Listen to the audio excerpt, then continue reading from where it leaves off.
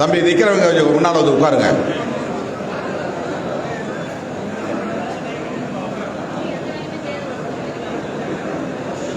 நான் முன்னுரையில் குறிப்பிட்டதைப் போல இன்றோடு இந்த மண்டல கலந்தாய்வு கூட்டம் நிறைவு பெற இருக்கிறது. எஞ்சி இருப்பது 15 நாட்கள் தான். 31ஆம் தேதி பேரணி. இந்த 15 நாட்களில் நாம் எந்த அளவுக்கு ஈடுபாட்டோடு தீவிரமாக களப்பணி ஆற்றுகிறோமோ அந்த அளவுக்குத்தான் பேரணியை நாம் வெற்றி பெற செய்ய முடியும். ஏற்கனவே நாம் தேசம் காப்போம் பேரணி நடத்தி அரசியல் அரங்கை அதிர்வுறச் செய்தோம். எப்படி இவ்வளவு திரள் என்று பலரும் புருவத்தை உயர்த்தக்கூடிய அளவுக்கு நம்முடைய பேரணி மிக பெரும் தாக்கத்தை ஏற்படுத்தியது.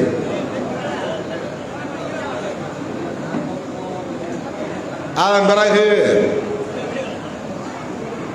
வெல்லும் ஜனநாயக மாநாடு, அதனைத் தொடர்ந்து மது மற்றும் போதைப்பொருள் ஒழிப்பு மாநாடு, இவை இரண்டும் அரசியல் அரங்கில் மேலும் பல அதிர்வுகளை ஏற்படுத்தியது.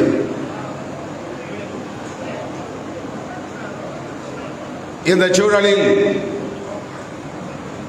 நாம் இந்த பேரணியை அறிவித்திருக்கிறோம். இது சோடை போய்விடக்கூடாது.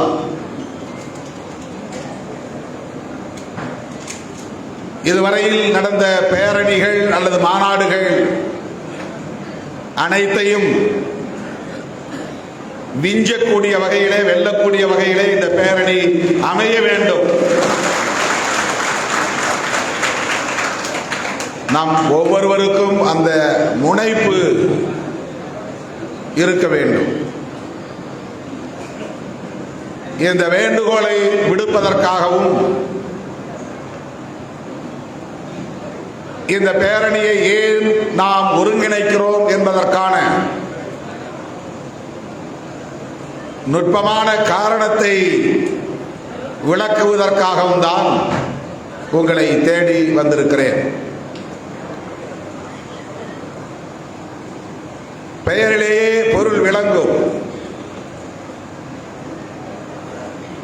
ஆனாலும் கூட நான் அதை எப்படி புரிந்து கொண்டிருக்கிறேன் என்பதை நீங்களும் புரிந்து கொள்ள வேண்டும். இதுதான் என்னுடைய வேட்கை. மதச்சார்பின்மை காப்போம். அப்படி என்றால் மதச்சார்பின்மைக்கு ஆபத்து இருக்கிறது என்ற செய்தி அதில் இருக்கிறது. அதை பாதுகாக்க வேண்டிய தேவை, வரலாற்று தேவை எழுந்துள்ளது என்பதும் அதில் மிக இலகுவாக தெரிகிறது. திடீரென்று நாம் இந்த அரசியலை பேசுவதற்கு, கையில் எடுப்பதற்கு, முன்னெடுப்பதற்கு எது முக்கியமான உந்து சக்தியாக இருந்தது அதுவும் நமக்கு தெரியும். வக்ஃபு திருத்த சட்டம் நிறைவேற்றப்பட்ட சூழலில் நம்முடைய கட்சியின் சார்பில் அனைத்து மாவட்ட தலைநகரங்களிலும் கண்டன ஆர்ப்பாட்டங்களை நடத்தினோம். இந்த சட்டத்தை நாடாளுமன்றத்தில் அறிமுகப்படுத்திய போதே நாம் விடுதலை சிறுத்தைகள் கட்சியின் சார்பில் கடும் எதிர்ப்பை பதிவு செய்தோம். எதிர்க்கட்சிகள் அனைத்தும் இச்சட்டத்தை அறிமுகப்படுத்துகிற போதே கடுமையாக எதிர்ப்பு தெரிவித்ததன் அடிப்படையில் அதனை நாடாளுமன்ற கூட்டுக்குழுவின் விசாரணைக்கு அனுப்பி வைத்தார்கள். அது எதிர்க்கட்சிகளின் கோரிக்கை. நாடாளுமன்ற கூட்டுக்குழு என்றால் மக்களவையில் இருந்து சில உறுப்பினர்கள், அனைத்து கட்சி உறுப்பினர்கள், மாநிலங்களவையில் இருந்து சில உறுப்பினர்கள், அனைத்து கட்சி உறுப்பினர்கள் கொண்ட ஒரு கமிட்டி. அதுதான் ஜாயிண்ட் பார்லிமெண்டரி கமிட்டி, நாடாளுமன்ற கூட்டுக்குழு. அதற்கு ஒரு தலைவர், அவரும் ஒரு நாடாளுமன்ற உறுப்பினர், பாஜகவினுடைய உறுப்பினர் ஜெகதாம்பிகா பால் என்பவர் தலைவராக நியமிக்கப்பட்டார்.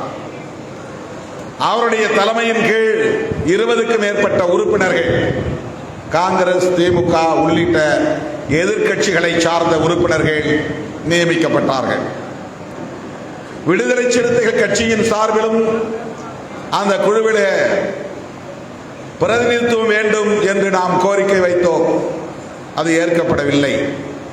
சற்று காலம் தாழ்ந்து விட்டது. ஆகவே நாம் அந்த கூட்டுக்குழுவிலே இடம்பெறவில்லை. அதனால் நம்முடைய கட்சியின் நிலைப்பாடு என்ன என்பதை 7-8 பக்கங்களில் விரிவாக எழுதி அந்த நாடாளுமன்ற கூட்டுக்குழுவின் தலைவர் ஜெகதாம்பிகா பால் அவர்களுக்கு கிடைக்கக்கூடிய வகையிலே அதை கொண்டு போய் சேர்த்தோம். ஆக மக்களவையிலே எதிர்ப்பு தெரிவித்தோம், கூட்டுக்குழுவிலும் நம்முடைய எதிர்ப்பை தெரிவித்தோம். கூட்டுக்குழுவில் விவாதங்கள் நடந்தன. எதிர்க்கட்சி உறுப்பினர்களின் கருத்துக்களை அவர்கள் ஏற்கவில்லை. ஆளுங்கட்சியின் விருப்பம் என்னவோ அதை அப்படியே அறிக்கையாக தயாரித்துக் கொண்டு வந்து மக்களவை தலைவரிடத்திலே ஒப்படைத்தார்கள்.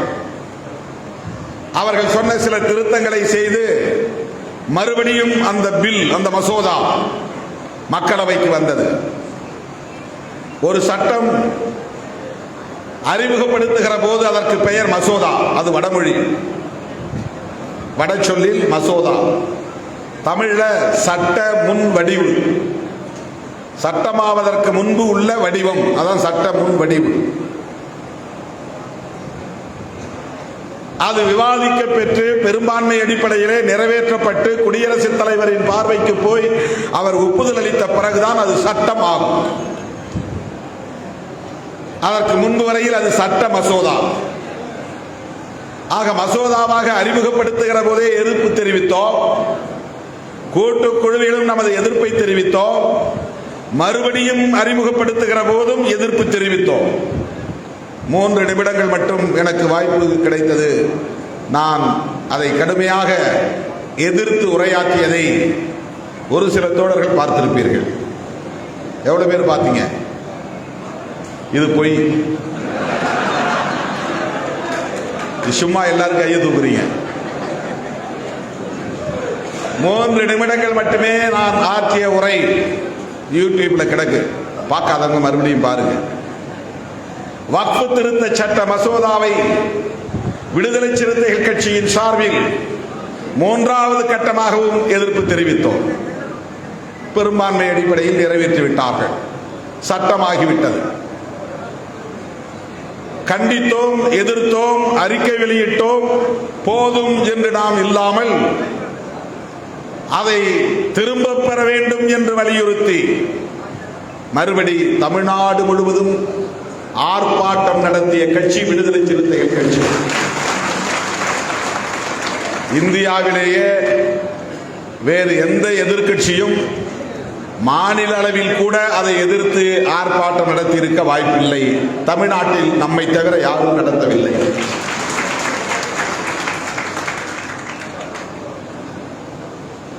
அது போதும் என்று நாம் விட்டுவிட்டு கடந்து போகாமல் இப்போது இந்த பேரணியையும் அறிவித்திருக்கிறோம். இது 5வது கட்டம். பன்ருட்டியிலே சில ஜமாத் கூட்டமைப்பு ஒன்று சேர்ந்து நடத்திய ஒரு கண்டன பொதுக்கூட்டத்தில் பங்கேற்று உரையாற்றுகிற போது என் பேச்சின் ஊடாக அந்த வேகத்தில் நான் ஒரு அறிவிப்பை செய்தேன். விரைவில் எமது கட்சியின் சார்பில் இதை கண்டித்து மாபெரும் பேரணியை நடத்தப் போகிறோம் என்று சொன்னேன். உயர்நிலை குழுவை கூட்டியோ அல்லது மாவட்ட செயலாளர்களை கூட்டியோ கருத்து கேட்டு இந்த முடிவை நாம் எடுக்கவில்லை. தேசம் காப்போம் பேரணி நடத்தியது என் நினைவுக்கு வந்தது பேசிக் கொண்டிருக்கிற போதே. குடியுரிமை திருத்த சட்டத்தை எதிர்ப்பதற்காக நாம் எந்த அளவுக்கு கடுமையான களப்பணி ஆற்றி ஒரு மாபெரும் பேரணியை நடத்தி காட்டினோமோ, அதை போல இதற்கும் ஒரு எதிர்ப்பை, வலுவான எதிர்ப்பை, லட்சக்கணக்கான சிறுத்தைகளை திரட்டி காட்ட வேண்டும் என்று எனக்கு தோன்றியது. நான் அதை அறிவித்தேன். அதன் பிறகு மாவட்ட செயலாளர்கள் கூட்டம் நடந்தது, மேலிட பொறுப்பாளர்கள் கூட்டம் நடந்தது. காலையில் ஒரு கூட்டம், மாலையில் ஒரு கூட்டம். இந்த 2 நிகழ்வுகளிலும் பேரணி குறித்து நான் எடுத்துரைத்து உங்கள் ஒப்புதலை பெற்றேன். அதன் பிறகுதான் பேரணி நடத்துவதை உறுதி செய்து நாளையும் அறிவித்தோம், மே 31ஆம் தேதி என்று.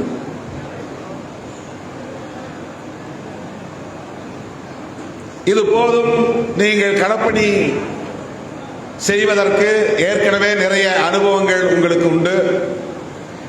பல பேரணிகளை நடத்தி காட்டியிருக்கிறீர்கள், பல மாநாடுகளை நடத்தி காட்டியிருக்கிறீர்கள். ஆகவே உங்களுக்கு புதிதாக நான் எதுவும் உத்திகளை கற்றுத்தர தேவையில்லை. ஆனாலும் கூட இந்த பேரணி என்ன பெயரில் நடக்கும் என்று அறிவித்த பிறகு அது குறித்து பின்னணி வரலாற்று நிகழ்வுகளை, அது குறித்து சில முக்கியமான தகவல்களை உங்களோடு பகிர்ந்து கொள்ள வேண்டும் என்று நான் உணர்ந்ததன் அடிப்படையில் இந்த மண்டல வாரியான கலந்தாய்வு கூட்டம் ஒருங்கிணைக்கப்பட்டது. 8 மண்டலங்களாக பிரித்து கடந்த முறை வெல்லும் ஜனநாயக மாநாட்டின் போது நான் உரையாற்றினேன். இந்த முறை 7 நிகழ்வுகளாக சுருக்கிக் கொண்டோம். தென் மண்டலங்களுக்கு ஒரே நிகழ்வாக மாற்றிவிட்டோம். அங்கே இன்னொரு கூட்டம் நடத்தியிருந்தால் 8ஆக ஆகியிருக்கும். 6 நிகழ்வுகள் முடிந்து 7வது நிகழ்விலே உங்கள் முன்னால் நிற்கிறேன். எவ்வளவு பேர் தொடர்ச்சியாக என்னுடைய முகநூல் நேரலையை பின்பற்றுகிறீர்கள், என் உரையை கேட்கிறீர்கள் என்று எனக்கு தெரியாது. 1.5 மணி நேரம் பொறுமையாக என் உரையை கேட்டிருக்க வாய்ப்பில்லை. அப்படியே ஸ்க்ரோல் பண்ணி விட்டு போயிருப்பீங்க. ஏதோ இப்போ திருச்சியில் பேசிட்டு இருக்கிறாரு, இப்போ சேலத்தில் பேசிட்டு இருக்கிறாரு, என்ன நமக்கு தெரிஞ்சது தானே பேசுவார் அப்படின்னு எல்லாரும் கட்டாயமாக கடந்து தான் போயிருப்பீங்க.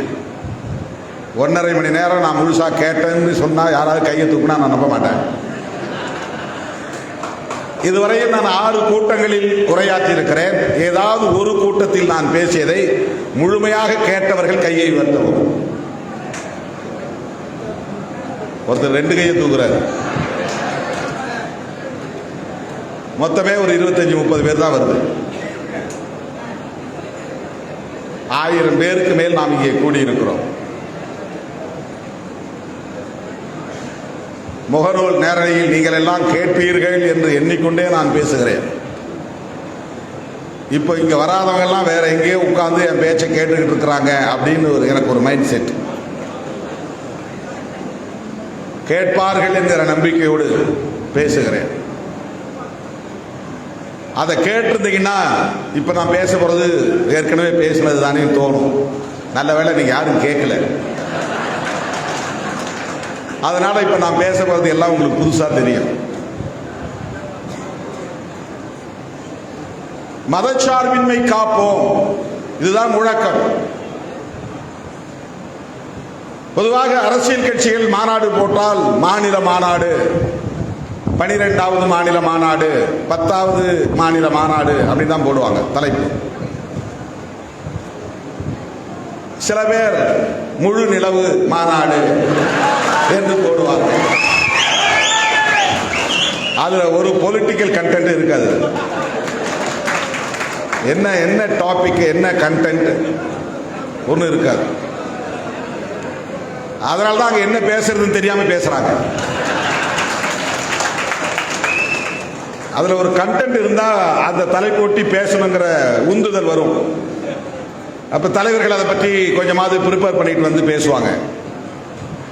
தமிழ்நாட்டிலேயே ஒவ்வொரு மாநாட்டிலும் 1000 பொருளை விளக்கக்கூடிய தலைப்பை கொண்ட மாநாடுகளை நடத்துகிற ஒரே கட்சி விடுதலை சிறுத்தைகள் கட்சி தான். வெல்லும் ஜனநாயகம் மாநாடு. அது 2 வார்த்தை தான். வெல்லும் ஜனநாயகம் மாநாடு 3 வார்த்தை தான். மாநாடுங்கிறது பொதுவான சொல். வெல்லும் ஜனநாயகம் அது ஒரு ஸ்லோகன் மாதிரி இருக்கு, ஒரு முழக்கம் மாதிரி இருக்கு. ஆனா அதுக்குள்ள வீழும் சனாதனம் என்கிற அரசியல் இருக்கிறது. ஜனநாயகத்திற்கும் சனாதனத்திற்கும் இடையிலே ஒரு யுத்தம் நடக்கிறது என்ற சொல் பொருள் அதிலே இருக்கிறது. தற்காலிகமாக சனாதன சக்திகள் சங்கிகள் வெற்றி பெற்று கொட்டமடிக்கலாம், இறுதியில் ஜனநாயகமே வெல்லும் என்று சொல்லுகிற பொருள் அடங்கி இருக்கிறது.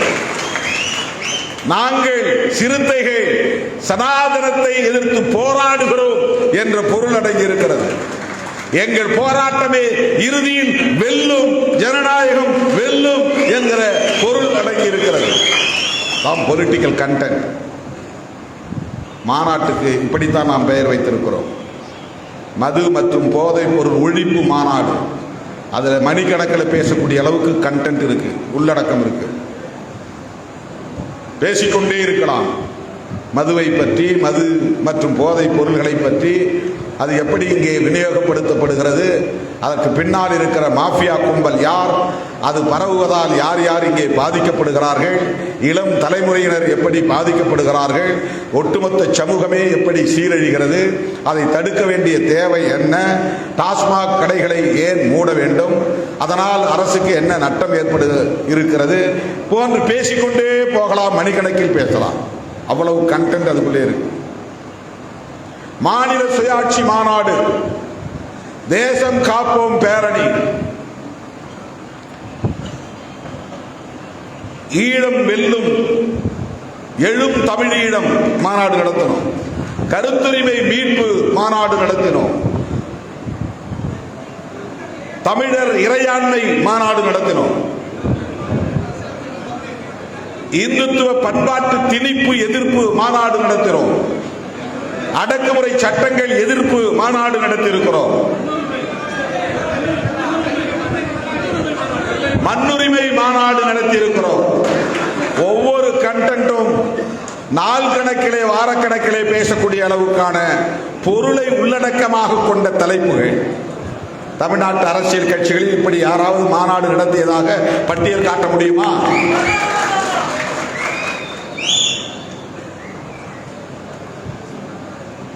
இப்போது நாம் மதச்சார்பின்மை காப்போம் என்று அறிவித்திருக்கிறோம். இந்த மதச்சார்பின்மை என்கிற சொல்லுக்கு பின்னால் பெரிய வரலாறு இருக்கிறது. வக்ஃபு திருத்த சட்டத்தை திரும்ப பெறு என்று சொல்லி கூட ஒரு மாநாட்டை நடத்தியிருக்கலாம். வக்ஃபு திருத்த சட்டத்தை திரும்ப பெறு சிறுத்தைகள் மாநாடு அப்படி கூட தலைப்பிட்டிருக்கலாம். அப்படி இல்லை. குடியுரிமை திருத்த சட்டத்தை நாம் எதிர்த்திருக்கிறோம். முத்தலாக் சட்டத்தை எதிர்த்திருக்கிறோம். அரசமைப்பு சட்டத்தின் உறுப்பு எண் 370 அரசமைப்பு சட்டத்திலிருந்து நீக்கம் செய்ததை கண்டித்திருக்கிறோம்.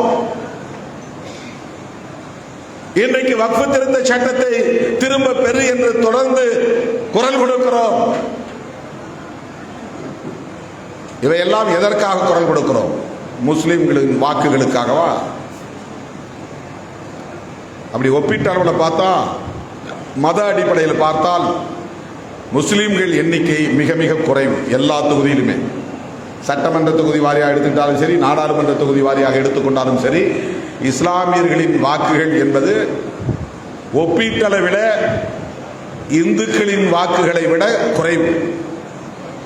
ஒரு சட்டமன்ற தொகுதிக்கு 10,000 to 20,000 வரல இருக்கலாம். சில தொகுதிகளில் 30,000 இருக்கலாம். ஒரு நாடாளுமன்ற தொகுதியில் எடுத்துக்கிட்டா 1 லட்சத்திலிருந்து 1.5 லட்சம் தான் இருக்கும். ஆனால் வெற்றி பெறுவதற்கு 5 லட்சம் ஓட்டு வேணும். ஒரு நாடாளுமன்ற உறுப்பினருக்கு 2 நேரடியான போட்டி இருந்தால் 5 லட்சம் ஓட்டு இருந்தால் தான் ஒரு நாடாளுமன்ற தொகுதியில் வெற்றி பெற முடியும். இப்போ 5 லட்சம் வாக்குகள் இஸ்லாமிய சமூகத்திடமிருந்து மட்டுமே பெற முடியுமா? பெற முடியாது. கிறிஸ்தவர்களிடமிருந்து மட்டுமே பெற்றுவிட முடியுமா? பெற்றுவிட முடியாது. ஆகவே வாக்கு வங்கிக்காக அல்ல,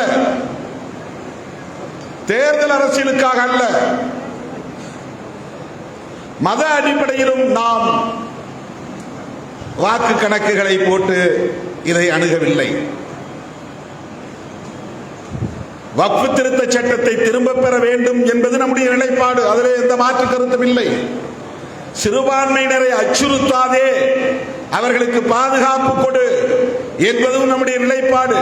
அதிலே இரண்டாவது கருத்து இல்லை. ஆனால் அதையும் தாண்டி இந்த பிரச்சனையை நாம் நுட்பமாக கவனிக்க வேண்டி இருக்கிறது, ஆழமாக பார்க்க வேண்டி இருக்கிறது. பிற கட்சிகள் அறிக்கை விட்டது போதும், மக்களவையிலும் மாநிலங்களவையிலும் எதிர்ப்பு தெரிவித்தது போதும், அடுத்த களத்துக்கு போய்விட்டார்கள். வாக்குச்சாவடி முகவர்களை எல்லாம் நியமித்து விட்டார்கள். தேர்தலுக்கு தயாராகிவிட்டார்கள். கூட்டணிக்கு பேச்சுவார்த்தை நடத்துகிறார்கள். இன்னும் சில கட்சிகளை உள்வாங்குவதற்கு முயற்சிக்கிறார்கள். இதெல்லாம் நடக்குது. ஒரு டிபிக்கல் பொலிட்டிஷியனா இருந்தா நாமும் அப்படிதான் பண்ணணும். டிபிக்கல் பொலிட்டிஷியன்னா ஒரு சராசரி அரசியல்வாதி, முழுமையான ஒரு அரசியல்வாதி தேர்தலை மட்டுமே குறிவைத்து இயங்க வேண்டும். ஏன்னா அதுதான் அவருக்கான சர்வைவல். அவன் அந்த களத்தில் நீடித்து நிற்பதற்கு அதுதான் முக்கியமானது. தேர்தல் களத்தில் வெற்றிகரமாக இயங்கும் ஒரு அரசியல் இயக்கம்தான் தொடர்ந்து தாக்கு பிடித்து நிற்கும். அது தவறல்ல, தவறு என்று நான் சொல்ல மாட்டேன். ஆனால் அப்படி சிந்திக்காமல், அதற்காக காய்களை நகர்த்தாமல், அதற்காக கணக்குகளை போடாமல் நாம் அதை தாண்டி சிந்திக்கிறோம், செயல்படுகிறோம் என்றால் அதற்கு காரணம் நாம் 100 விழுக்காடு அம்பேத்கரின் பிள்ளைகள், பெரியாரின் பிள்ளைகள். நமக்கு தேர்தல் களத்தையும் தாண்டிய ஒரு கோட்பாட்டு களம் இருக்கிறது, கருத்தியல் களம் இருக்கிறது. அதை காப்பாற்ற வேண்டிய பொறுப்பு கூடுதலாக இருக்கிறது. தோழர்கள் தயவு கூர்ந்து கவனமாக கேட்க வேண்டும். மதச்சார்பின்மைக்கு ஆபத்து காங்கிரசுக்கு தெரியாதா? கம்யூனிஸ்டுகளுக்கு தெரியாதா? திராவிட கட்சிகளுக்கு தெரியாதா?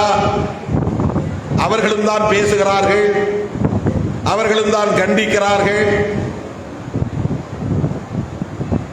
நாம் மட்டும் ஏன் அதை தாண்டி இன்னும் அதில் தீவிரம் காட்ட வேண்டும் என்ற கேள்வி எழுவது இயல்பு. நமக்கு அரசமைப்பு சட்டத்தை பாதுகாக்க வேண்டும் என்பதிலே கூடுதல் பொறுப்பு இருப்பதாக உணர்கிறேன், பெரும் பொறுப்பு இருப்பதாக உணர்கிறோம்.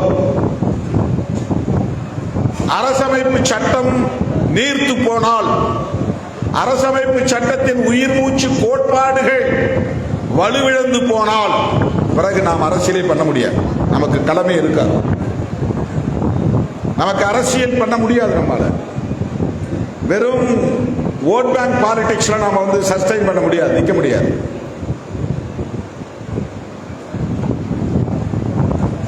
சாதி அடிப்படையிலோ மத அடிப்படையிலோ மக்களை திரட்டி வைத்துக் கொண்டு, வாக்கு வங்கியை உருவாக்கி வைத்துக் கொண்டு பேரம் பேசுகிற அரசியலை ஒரு குறிப்பிட்ட காலத்துக்கு மேல் செய்ய முடியாது.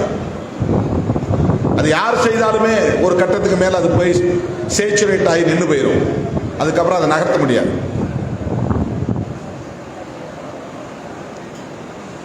ஆகவே நம்முடைய நம்முடைய முதன்மையான பொறுப்பு என்னவென்றால், நம்மை எல்லாம் மனிதர்களாய் தலை நிமிர வைத்த நம்முடைய மகத்தான தலைவர் புரட்சியாளர் அம்பேத்கர் அவர்கள் வகுத்தளித்த அரசமைப்பு சட்டத்தை பாதுகாக்க வேண்டும் என்பதுதான். அதை பாதுகாக்க தவறிட்டோம்னா அப்புறம் நம்ம அரசியலே பண்ண முடியாது. நமக்கான கண்டென்ட் அங்கதான் இருக்கு, நமக்கான ஆயுதம் அங்கதான் இருக்கு, நமக்கான களம் அங்கேதான் இருக்கிறது. அதனால தான் நான் சொல்லுவேன், எத்தனை பேர் சினிமா ஸ்டார் வந்தால் கூட நமக்கு காம்படிட்டரா ஆக முடியாது. நமக்கு காம்படிட்டர்னா நமக்கு போட்டியாளர்களா வர முடியாது. நம்ம களமே வேற. நம்முடைய களத்தில் அவர்களால் தாக்கு பிடித்து நிற்க முடியாது. ஒரு உதாரணத்துக்கு நான் சொல்றேன். வேங்கவேல் பிரச்சனை. ஏன் திருமாவளவன் திமுகவை எதிர்த்து கூட்டணி விட்டு வெளியே வரல? வேங்கவேல் பிரச்சனைக்கு என்ன ஆனார், என்ன செய்தார் அப்படின்னு சில பதர்கள், அரசியல் பதர்கள் கேள்விகளை எழுப்புகிறார்கள். பதர்னா என்னன்னு தெரியுமா? அதுலயும் கண்டென்ட் இருக்காது, அதான் பதர். அதுல ஒண்ணு இருக்காது, அரிசி இருக்காது, அது உம்மி மாதிரி அப்படி காத்துல போயிடும். கண்டென்ட் இருக்காது அதுல. அந்த அரசியல் பதர்கள் வந்து நம்மளை கேள்வி கேட்கறான். ஒருத்தன் கூட அதிமுக என்ன செய்தது, ஏன் வேங்கவேல் பிரச்சனைக்காக போராட்டம் நடத்தல, பாஜக என்ன செய்தது, ஏன் பாஜக தலைவர்கள் வேங்கவேலுக்கு போகல, போராட்டம் நடத்தல, வடகாடு பிரச்சனை ஏன் மற்ற அரசியல் கட்சிகள் அங்க போய் நிக்கல, கேட்க மாட்டேங்கிறான். அவங்களால பேச முடியாது. திமுகவை எதிர்க்கிறது அதிமுக. வேங்கவேல் பிரச்சனை அருமையான ஒரு பிரச்சனை. அதிமுகவை எடுத்து அதை லீட் பண்ணலாமே. அவங்களுக்கு பெரிய வாய்ப்பாச்சு. அது எவ்வளவு பெரிய ஆப்ஷன் அது பாரு. திமுக ஒரு தலித் விரோத அரசை நடத்துகிறது. இங்க தலித்துகள் மீது பொய் வழக்கு போட்டு விட்டார்கள், அவங்களே மலத்தை கலந்து அவங்களே தண்ணியை குடிச்சாங்கன்னு சொல்லி அதிமுக திமுகவுக்கு எதிராக ஒரு பிரச்சாரத்தை எடுக்க முடியும். ஆனா எடுக்க மாட்டாங்க, எடுக்க மாட்டாங்க. இதுதான் அரசியல். அவங்களுக்கு இந்த களத்துக்கு வர முடியாது என்பதற்கு சொல்றேன். இதை நாம தான் பேச முடியும், நம்மால் தான் போராட முடியும். பரமக்குடியில 7 பேரை அடித்து படுகொலை செய்தார்கள். அப்போ அதிமுக ஆட்சி. அப்பவும் நாம தான் போராட்டம் நடத்துறோம். அன்னைக்கு எதிர்கட்சியாக இருந்த திமுக போராட்டம் நடத்த முடியும். போராட்டம் நடத்த முடியாது. நீங்க தெளிவா புரிஞ்சுக்கணும். அம்பேத்கர் அரசியல் பேசக்கூடியவர்களால் தான் எல்லா பிரச்சனைகளுக்கும் முகம் கொடுக்க முடியும்.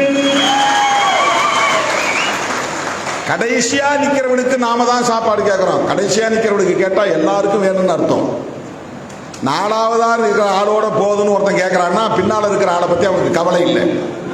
5வதா ஒருத்தன் என் சொந்தக்காரன் நிக்கிறான், அவன் வரையிலுக்கு நீ சாப்பாடு கொடுங்க அப்படின்னு ஒருத்தன் கேட்கறான்னா 5வது வரலாம் அவன் சொந்தக்காரனுக்கு வேணுங்கிறதுக்காக கேட்கறான். 6வதா இருக்கிறவனை பத்தி அவனுக்கு கவலை இல்லை. அதுல 100 பேர் வரிசையில் நிற்கிறான். நாம 100வது ஆளுக்கும் சாப்பாடு போட வேண்டும் என்று நாம் சொல்றோம். அப்படின்னா முன்னால் நிற்கிற 99 பேருக்கும் போடுறான்னு அர்த்தம். எல்லாருக்கும் நாம தான் கேள்வி கேட்க முடியும், எல்லோருக்கும் நாம் தான் உரிமைக்கு போராட முடியும். ஏனென்றால் நாம் எடுத்திருக்கிற அரசியல் புரட்சியாளர் அம்பேத்கரியம், அவருடைய அரசியல் அம்பேத்கரியம் என்கிற அரசியல். அம்பேத்கரியம் என்பது என்ன? இதுக்கு பெரிய விளக்கம்லாம் தேவையில்லை. அரசமைப்பு சட்டத்தின் முகப்புரையை நீங்க படிச்சா போதும். அம்பேத்கரியம் என்பது வேறொன்றும் இல்லை, நீதி, சுதந்திரம், சமத்துவம், சகோதரத்துவம். இந்த 4 தான் அம்பேத்கரியம். முகப்புரையில இந்த 4 தான் உயிர் மூச்சு கோட்பாடு. இந்த 4ஐயும் நிலைநாட்டுவதற்கு இங்கே ஒரு அரசு உருவாக்கப்படுகிறது. அம்பேத்கர் எழுதுறார், we the people of India, இந்தியாவின் மக்களாகிய நாங்கள். நம்மளையும் சேர்த்துக்கிட்டார் 1950. அப்பெல்லாம் நாம யாருமே பிறக்கல, இதுவே பிறக்க போறவனையும் சேர்த்துக்கிட்டார். we the people of India having solemnly resolved to constitute into sovereign democratic republic. இது என்னன்னா, நாங்கள் இங்கே ஒரு குடியரசை உருவாக்குவதற்கு எல்லோரும் இணைந்து ஒருமித்த கருத்தின் அடிப்படையில் தீர்மானித்திருக்கிறோம். என்ன அரசு? இறையாண்மையுள்ள ஜனநாயக குடியரசு. இந்த குடியரசு என்ன செய்யும்? ஜஸ்டிஸ், சோசியல், எக்கனாமிக், பொலிட்டிக்கல், இந்த 3 தளங்களில் நீதி 3 வகைப்படும். நீதி 3 வகைப்படும்: சமூக நீதி, பொருளாதார நீதி, அரசியல் நீதி.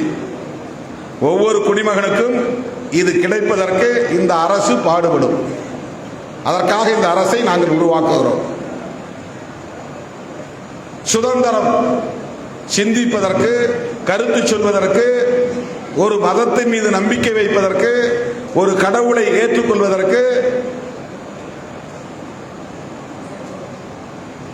எல்லாத்துக்கும் சுதந்திரம். ஈக்குவாலிட்டி, ஆப்பர்ச்சுனிட்டி அண்ட் ஸ்டேட்டஸ், சமமான வாய்ப்பை கொடுப்பதற்கும் சமமான தகுதியை உருவாக்குவதற்கும் சமத்துவம் என்கிற கோட்பாடு. ஃப்ரெட்டர்னிட்டி, இந்திய மக்கள் அனைவரும் சகோதரர்களாக ஒருங்கிணைந்து ஒற்றுமையாக வாழ்வதற்கு, இந்தியர் என்கிற ஒருமைப்பாட்டை உருவாக்குவதற்கு, யூனிட்டி அண்ட் இன்டெகிரிட்டி, இதையெல்லாம் உருவாக்குவதற்காக இங்கே நாங்கள் ஒரு அரசை உருவாக்குகிறோம். அந்த அரசு வார்த்தைகளில் போடாமலேயே 1950 ஜனவரி 26 அன்று நிறைவேற்றப்பட்ட, நடைமுறைக்கு ஏற்றுக்கொள்ளப்பட்ட அரசமைப்பு சட்டத்தில் உலகத்துக்கே ஒரு செய்தியை சொல்லுகிற அரசமைப்பு சட்டம். இந்த அரசு மதசார்பற்ற அரசு என்று சொல்லுங்கள். அதில் லெட்டர் இன் ஸ்பிரிட் என்று ஆங்கிலத்திலே சொல்வார்கள். அப்படி எழுத்துப்பூர்வமாக பதிவு செய்யவில்லை. But it is implied. இது உணரக்கூடிய ஒரு செய்தி. என்ன உணரக்கூடிய செய்தி என்றால், இந்த அரசு எந்த மதத்தையும் சார்ந்து இயங்காது. நாங்கள் உருவாக்க போகிற இந்த அரசு ஒரு மதசார்பற்ற அரசு. இதான் நீங்க அடிக்கடி அண்டர்லைன் தி வேர்ட். இந்த வார்த்தை தான் ரொம்ப முக்கியமானது. இதுதான் இப்ப இந்தியாவில் நடந்துட்டு இருக்கிற பொலிட்டிக்கல் டிபேட். இந்தியா முழுக்க நடக்கிற அரசியல் என்னன்னா, ஒரு புறம் மதசார்பின்மையை எதிர்க்கிறவர்கள், இன்னொரு புறம் மதசார்பின்மையை ஆதரிக்கிறவர்கள். இந்த அரசு மதசார்பற்ற அரசா? ஆம் என்பவர்கள் ஒரு புறம், கூடாது என்பவர்கள் இன்னொரு புறம். மதசார்பற்ற அரசு என்பதை ஏற்றுக்கொள்ளாதவர்கள் சனாதன சக்திகள், சங் பரிவார்கள், சங்கிகள், RSS காரர்கள், விஸ்வ இந்து பரிஷத்தை சார்ந்தவர்கள், பஜ்ரங் தள், இந்து முன்னணி, பாரதிய ஜனதா, ABVP, பாரத் மஸ்தூர் யூனியன், மஸ்தூர் சபா, இப்படி எல்லாம் தனித்தனி அமைப்புகள் இருக்கு. BMS, ABVP, இதெல்லாம் சங்க பரிவாரங்கள். இவங்க எல்லாருடைய நோக்கம் என்னன்னா, இந்த அரசாங்கம் மதசார்பற்ற அரசாங்கமாக அறிவிக்கப்படுவது ஏற்புடையதல்ல. அரசுக்கு ஒரு மதம் வேண்டும். இதுதான் ஒரு தரப்பினுடைய வாதம். வெவ்வேறு பெயர்ல இயங்குவாங்க. அந்த கட்சியோட கூட்டணி சேர்ந்துக்குவாங்க. அவங்களுக்கு அரசமைப்பு சட்டம் ஒரு பொருட்டு கிடையாது. அவர்களுக்கு அம்பேத்கர் ஒரு பொருட்டு கிடையாது. அம்பேத்கருடைய கனவு பற்றி அவர்களுக்கு எதுவும் தெரியாது. அம்பேத்கர் எப்படிப்பட்ட இந்தியாவை கட்டமைக்க வேண்டும் என்று கனவு கண்டார் என்பதை அவர்களால் உணர்ந்து கொள்ள முடியாது. 1000 தலைமுறைகளாக இந்த மண்ணிலே நீடித்து நிலைத்திருக்கக்கூடிய சமூக ஒழுங்குதான் தொடர வேண்டும் என்று விரும்புகிறவர்கள். வர்ணாசிரம தர்மத்தின் அடிப்படையில் இந்த சமூக கட்டமைப்பு நிறுவப்பட்டிருக்கிறது, அது தொடர வேண்டும். அதுதான் அவர்களுடைய எதிர்பார்ப்பு, அதுதான் அவர்களின் விருப்பம். 1000 தலைமுறைகளாக இந்த மண்ணிலே நீடித்து நிலைத்திருக்கக்கூடிய இந்த சமூக கட்டமைப்பை தகர்த்தெறிய வேண்டும் என்பதுதான் புரட்சியாளர் அம்பேத்கரின் அரசியல். அதற்கு அவர் மாவோயிஸ்டுகளைப் போல ஆயுத பயிற்சி எடுக்க வேண்டும் என்று விரும்பவில்லை. புலிகளை போல ஆயுதம் ஏந்தி போராட வேண்டும் என்று அவர் கருதவில்லை. இன்றைக்கும் இந்தியாவிலே சத்தீஸ்கர், தெலுங்கானா, ஒடிசா ஆகிய பகுதிகளில் 4000க்கும் மேற்பட்ட மாவோயிஸ்டுகள் ஆயுதங்களோடு காடுகளில் பதுங்கியிருக்கிறார்கள். அவர்களின் நோக்கம் இந்த மண்ணை காப்பாற்ற வேண்டும், மக்களை காப்பாற்ற வேண்டும். குறிப்பாக தலித்துகளுக்கும் பழங்குடி மக்களுக்கும் எதிராக நிகழ்கிற சாதிய வன்கொடுமைகளை தகர்த்தெறிய வேண்டும். அவர்களுக்கான நில உரிமைகளை மீட்டுத் தர வேண்டும். அதற்காக ஆதிக்கம் செலுத்துகிற நிலப்பரப்புகளையும் முதலாளித்துவ சக்திகளையும் தரகு முதலாளிகளையும் பன்னாட்டு நிறுவன முதலாளிகளையும் எதிர்க்க வேண்டும். இதுதான் அவங்களுடைய அரசியல். அவங்க மாவோயிஸ்டுகள். அவங்க ஆயுத பயிற்சி எடுக்கிறாங்க, காடுகளில் பதுங்கி இருக்கிறார்கள். அவர்களை அழித்தொழிப்பதற்கு அமித்ஷா ஹெலிகாப்டர் அடிச்சிட்டு இருக்கிறார். டெய்லி ஹெலிகாப்டர் அங்கே போய் குண்டு போட்டுக்கிட்டு இருக்கு. ஆபரேஷன் நடக்குதுங்க. ஆபரேஷன் ககர் அதுக்கு பேரு. இந்தியா பாகிஸ்தான் வாருக்கு ஆபரேஷன் சிந்தூர். சிந்தூர்னா குங்குமம், குங்கும நடவடிக்கை. இங்கே உள்நாட்டுக்குள்ள உள்நாட்டு மக்களையே, இந்தியர்களையே நக்சல்கள் என்று அழித்தொழிப்பதற்கு ஆயுதங்களை பயன்படுத்துகிறார்கள், ராணுவ நடவடிக்கையை மேற்கொள்கிறார்கள். அந்த மாவோயிஸ்டுகளைப் போல அல்லது விடுதலை புலிகளைப் போல ஆயுதம் ஏந்தி போராடி இந்த சாதிய சமூக கட்டமைப்பை தகர்க்க வேண்டும் என்று கருதாமல் நாடாளுமன்ற ஜனநாயகத்தை பயன்படுத்தி அவற்றை தலைகீழாக புரட்டி போட முடியும் என்று நம்பியவர் புரட்சியாளர் அம்பேத்கர் அவர்கள். அதற்கு அவர் தயாரித்த ஒற்றை ஆயுதம் தான் த கான்ஸ்டிடியூஷன் ஆஃப் இந்தியா. அதுதான் அம்பேத்கருடைய வெப்பன். அதுதான் ஆயுத கிடங்கு. நாடாளுமன்ற ஜனநாயகத்தின் மூலம் ஆட்சியை கைப்பற்றி ஆட்சி அதிகாரத்தின் மூலம் இந்த அரசமைப்பு சட்டத்தின் கோட்பாடுகளை நிறைவேற்றினால் பழைய இந்தியாவை தகர்த்து விட முடியும், புதிய இந்தியாவை கட்டமைத்து விட முடியும் என்பதுதான் புரட்சியாளர் அம்பேத்கரின் விருப்பம். அம்பேத்கரை நம்ம சாதிக்காரன் நினைச்சுக்கிட்டு யாரும் அவரை பின்பற்றக்கூடாது. இந்த அரசியலை உள்வாங்கிக் கொண்டு அவரை பின்பற்ற வேண்டும். அவர் ஷெட்யூல் காஸ்ட் அப்படிங்கிறதுக்காக அவரை தலைவராக ஏற்றுக்கொண்டோம் என்ற புரிதல் இருக்கக்கூடாது. அவர் விரும்பிய ஒரு தேசத்தை கட்டமைப்பதற்காக அவருடைய சீடர்கள், சிறுத்தைகள் நாங்கள் களத்திலே இருக்கிறோம் என்கிற புரிதலோடு தான் நாம் களமாட வேண்டும். அதுதான் முக்கியம். அவருடைய கனவு அந்த பிரியாம்பிள் இருக்கு. இந்த பிரியாம்பிள் முகப்புரை இன்னொரு 3 தத்துவங்களை அடிப்படையாக கொண்டிருக்கிறது. பேசிக் ஃபேக்டர்ஸ், பேசிக் ஸ்ட்ரக்சர்ஸ், அடிப்படை கட்டுமானங்கள், அடிப்படை கூறுகள். அந்த 3 தத்துவம் என்னன்னா, ஒன்று செக்யூலரிசம். அதெல்லாம் நீங்க மனப்பாடம் பண்ணி வச்சுக்கணும். அந்த சொல்ல முறையா உச்சரிக்கணும். அரசியல் களத்தில் இருக்கிறவங்க வக்ஃபு அப்படிங்கிறத வகுப்பு அப்படின்னு உச்சரிக்கக்கூடாது. வகுப்பு சட்டம், வகுப்பு திருத்த சட்டம், வக்ஃபு WAQF இங்கிலீஷில். அதை மலையாளத்துக்காரங்க வக்கஃப் அப்படின்றாங்க. நாம வக்ஃபுன்றோம். WAICFU அவ்வளோதான். அதை உச்சரிக்கவும் நாம் சரியாக முறையாக கற்றுக்கொள்ள வேண்டும். அந்த மாதிரி ஆங்கில சொற்களாக இருந்தாலும், சமஸ்கிருத சொற்களாக இருந்தாலும், உருது சொற்களாக இருந்தாலும், எந்த சொற்களாக இருந்தாலும், பிறமொழி சொற்களாக இருந்தாலும் அதை முறையாக கற்று உச்சரிக்க தெரிந்து கொள்ள வேண்டும். இப்போ செக்யூலரிசம் அப்படிங்கிற ஒரு தத்துவம் இருக்கு. அரசமைப்பு சட்டம் முன்மொழியக்கூடிய ஒன்று. 2வது புளூரலிசம், 3வது ஃபெடரலிசம். இந்த 3 முக்கியமான கோட்பாடுகள் அரசமைப்பு சட்டத்தில் இருக்கிற உயிர் மூச்சு கோட்பாடுகள். செக்யூலரிசம் என்பது மதச்சார்பின்மை. அரசாங்கத்துக்கு மதம் கிடையாது.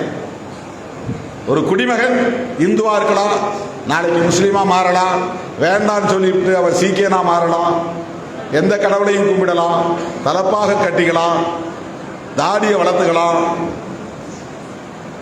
குர்ஆனை படிக்கலாம், பைபிளை படிக்கலாம், பகவத்கீதையை படிக்கலாம். குடிமக்களுக்கு மதம் சார்ந்து இயங்குவதற்கு, வாழ்வதற்கு இந்த சட்டம் அனுமதிக்கிறது. ஆனால் நாம் உருவாக்குகிற அரசு எந்த மதத்துக்கும் சார்பாகவும் இருக்கக்கூடாது, எதிராகவும் இருக்கக்கூடாது. இப்ப பிஜேபி ஆட்சி வந்ததிலிருந்து எவ்வளவு வெளிப்படையா முஸ்லிம்களை எதிர்க்கிறார்கள். அவங்க இந்துக்களை ஆதரிக்கிறார்களா இல்லையா என்பது வேற, ஆனா முஸ்லிம்களை எதிர்க்கிறார்கள். அப்படின்னா இது செக்யூலரிசம் கிடையாது. எந்த ஒரு மதத்தையும் நீ எதிர்க்க கூடாது, மத விவகாரங்களில் தலையிடக்கூடாது. அதுதான் செக்யூலரிசம். புளூரலிசம் என்றால் யாரும் எந்த மதமும் பின்பற்றலாம் என்கிற பன்மைத்துவம். பல மதங்கள் இங்கே இருக்கலாம், பல கலாச்சாரங்கள் இருக்கலாம், பல மொழிகள் பேசுகிறவர்கள் இருக்கலாம், தேசிய இனங்களாக பல தேசிய இனங்கள் இங்கே இருக்கலாம். அந்த புளூராலிட்டி என்கிற பன்மைத்துவத்தை இந்த அரசு ஏற்றுக்கொள்ளும். அதுதான் பன்மைத்துவம். ஒரே தேசம் ஒரே கலாச்சாரம் என்பது பன்மைத்துவத்திற்கு எதிரானது, செக்யூலரிசத்திற்கும் எதிரானது. ஒரே தேசம் ஒரே கலாச்சாரம், ஒரே தேசம் ஒரே மதம், ஒரே தேசம் ஒரே மொழி, ஒரே தேசம் ஒரே கட்சி, ஒரே தேசம் ஒரே ஆட்சி. இதுதான் சங் பரிவார்களின் நோக்கம். அப்படின்னா அதுக்கு என்ன அர்த்தம்? நான் இந்த அரசமைப்பு சட்டத்தை ஏற்றுக்கலன்னு அர்த்தம். அம்பேத்கருக்கு ஜெயந்தி கும்பிடுறோம், காலத்தொட்டு கும்பிடுறோம், அவர் எழுதின அரசமைப்பு சட்டத்தை ஏற்றுக்கொள்ள மாட்டோம். அதுதான் சங் பரிவார்களின் நிலைப்பாடு. ஒரே தேசம் ஒரே கலாச்சாரம் என்று சொன்னால் அது ஆன்டி கான்ஸ்டிடியூஷன், அரசமைப்பு சட்டத்திற்கு எதிரானது, அம்பேத்கருக்கு எதிரானது.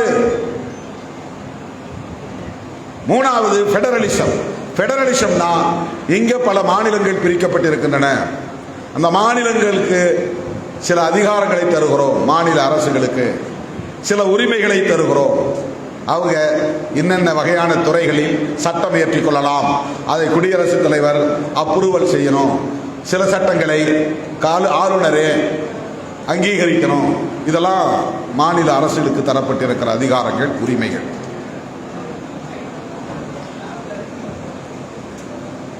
காவல்துறையை மாநில அரசே நிர்வகிச்சுக்கலாம்,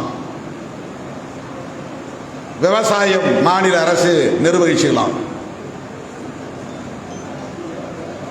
பஞ்சாயத்து ராஜ் கிராம ஊராட்சி நிர்வாகம் மாநில அரசே பார்த்துக்கலாம்,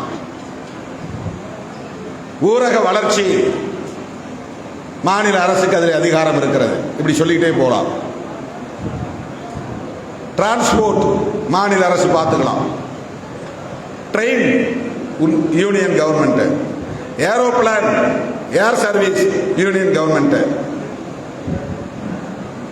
military union government, reserve bank பணம் அச்சடிக்கிற வேலை யூனியன் கவர்மெண்ட். இப்படி சொல்லிட்டே போலாம். ரெண்டு கவர்மெண்ட் சேர்ந்து சில துறைகளில் கவனம் செலுத்தணும். அது சில அதிகாரங்களை வரையறைப்பட்டிருக்கா கான்ஸ்டிடியூஷன். இது யூனியன் லிஸ்ட், இது ஸ்டேட் லிஸ்ட், இது கன்கரண்ட் லிஸ்ட். கன்கரண்ட் லிஸ்ட்னா ஒத்திசைவு, ரெண்டு பேரும் ஒத்திசைந்து ஒரு முடிவை எடுக்கணும். கன்கரண்ட் லிஸ்ட் இதையெல்லாம் வரையறை பண்ணிட்டாங்க கான்ஸ்டிடியூஷன்ல. இந்தந்த துறையில மாநில அரசுகளுக்கு அதிகாரம் உண்டு, இந்தந்த துறைகளில் ஒன்றிய அரசுக்கு அதிகாரங்கள் உண்டு. இந்த அரசுக்கு பெயர் யூனியன் கவர்மெண்ட் ஆஃப் இந்தியா, அந்த அரசுக்கு பெயர் ஸ்டேட் கவர்மெண்ட். இதெல்லாம் கான்ஸ்டிடியூஷன்ல தெளிவா இருக்கு. மாநில அரசுகளின் ஒத்துழைப்போடு டெல்லியிலே இருக்கிற அரசு ஒன்றிய அரசாக இயங்க வேண்டும் என்கிற பெடரல் ஸ்ட்ரக்சர், அதான் பெடரலிசம். அரசமைப்பு சட்டத்தில் இந்த மூன்று முக்கியமான கோட்பாடுகள் இருக்கின்றன, தத்துவங்கள் இருக்கின்றன. அதில் முதன்மையான கோட்பாடு செக்யூலரிசம். இப்போ நாம் வைக்கிற முழக்கத்தின் முதன்மையான கண்டென்ட் என்னன்னா, சேவ் செக்யூலரிசம், மதசார்பின்மை காப்போம். தமிழ்ல மதசார்பின்மை காப்போம், இங்கிலீஷ்ல சேவ் செக்யூலரிசம். இந்த தத்துவத்திற்கே ஆபத்து வந்து விட்டது, இந்த கோட்பாட்டுக்கே ஆபத்து வந்து விட்டது. ஏன் வந்தது என்றால் அதுதான் அவங்களுடைய அஜெண்டாவே. இங்கிலீஷ்ல அஜெண்டானா அதுதான் செயல் திட்டம். செயல் திட்டம்னா இதை செய்ய போறேன்னு முன்கூட்டியே முடிவு செய்து வைத்திருப்பது. எங்க கொள்கை இது, இந்த கொள்கைக்கு நாங்க என்னென்ன வேலையெல்லாம் செய்ய போறோம், பிஜேபின்னு ஒரு கட்சியை உருவாக்க போறோம், அது அரசியல் தேர்தலில் நிற்கும், அது ஜெயிச்சு வரும், அது ஆட்சியை பிடிக்கும், ஆட்சியை பிடிச்ச பிறகு நாங்க மெல்ல மெல்ல இந்த கான்ஸ்டிடியூஷனை ஒண்ணுமில்லாம டிஸ்மேண்டில் பண்ணிடுவோம், ஒண்ணுமில்லாம ஆக்கிடுவோம். இதையெல்லாம் இப்படி செய்யறதுக்கு தமிழ்நாடு மட்டுமல்ல இந்தியா முழுவதும் மக்களை தயார்படுத்துகிற பணிகளுக்கு முழு நேர பணியாளர்களை போடுவோம். அந்த மாதிரி 13,000 பேர் சங் பரிவார்கள் கல்யாணம் செய்து கொள்ளாமலேயே இந்தியா முழுவதும் 24 மணி நேரமும் 365 நாளும் பணியாற்றி கொண்டிருக்கிறார்கள். அந்த சங்கிகளை யாராவது இங்க 4 பேர் வந்திருந்தாலும் வந்திருப்பாங்க, இங்க உட்கார்ந்துருப்பாங்க. நான் நகைச்சுவைக்காக சொல்லலை, அந்த அளவுக்கு டெடிகேஷன் இருக்கு. திருமாவளவன் எங்கே போகிறான், என்ன பேசுகிறான், அவங்க தொண்டர்கள் எப்படி கட்டுப்பாடாக இருக்கிறாங்க அல்லது ஒழுங்கீனமாக இருக்கிறாங்க, அவங்க பேசும்போது என்ன டங் ஸ்லிப் ஆகுது, என்ன வார்த்தை விடுறாங்க, இதையெல்லாம் கவனிக்கிறதுன்னு ஒரு ஆள் வந்திருப்பான். வந்து எல்லாத்தையும் ரெக்கார்ட் பண்ணுவான். அவனுக்கு அப்படி பயிற்சி கொடுக்கப்பட்டிருக்கு. 100 வருஷம் தாக்கு பிடிச்சு நிற்குது அந்த சங்கம். 1925 உருவாக்கப்பட்ட RSS என்கிற அந்த சங்கம் சித்பவன் அப்படின்னு ஒரு பார்ப்பனர்கள், ஒரு வகை சாதி பார்ப்பனர்களே அவங்க உருவாக்கின சங்கம் அது. கேரளாவில் இருக்கிற நம்பூதிரி பார்ப்பனர் வேற, தமிழ்நாட்டில் இருக்கிற ஐயர் ஐயங்கார் பார்ப்பனர் வேற, மேற்கு வங்கத்திலே இருக்கிற பானர்ஜி முகர்ஜி சாட்டர்ஜி அந்த பார்ப்பனர்கள் வேற, உத்தரப்பிரதேசத்தில் இருக்கிற மிஸ்ரா அந்த பார்ப்பனர்கள் வேற. இப்படி ஒரு நூற்றுக்கணக்கான பார்ப்பன சாதிகளே இருக்கின்றன. பார்ப்பனர்களுக்குள்ள சாதிகள் உண்டு. அந்த சாதிகளுக்கு இடையிலே சமத்துவம் கிடையாது. சவுண்டி பாப்பான்னு ஒரு பார்ப்பனர்கள் இருக்கிறாங்க, சமையல் செய்யறதுக்கு ஒரு பார்ப்பனர்கள் இருக்கிறாங்க. சமையல் செய்கிற பார்ப்பனர்களும் கோயில்ல பூஜை செய்கிற பார்ப்பனர்களும் ஒண்ணு கிடையாது. கொடுக்கல் வாங்கல் கிடையாது. கல்யாணம் பண்ணிக்க முடியாது, பண்ண மாட்டாங்க. ஈமச்சடங்கு செய்கிற பார்ப்பனர்கள் ஒரு வகையிலா இருக்கிறாங்க. ஈமச்சடங்கு செய்கிற பார்ப்பனர்களும் கோவில் பூஜை வேலை செய்கிற பார்ப்பனர்களும் ஒண்ணு கிடையாது. சமையல் தொழில் செய்யக்கூடிய பார்ப்பனர்களும் ஒண்ணு கிடையாது. ஆட்சி அதிகாரத்தில் உட்கார்ந்து இருக்கிற பார்ப்பனர்கள் வேற.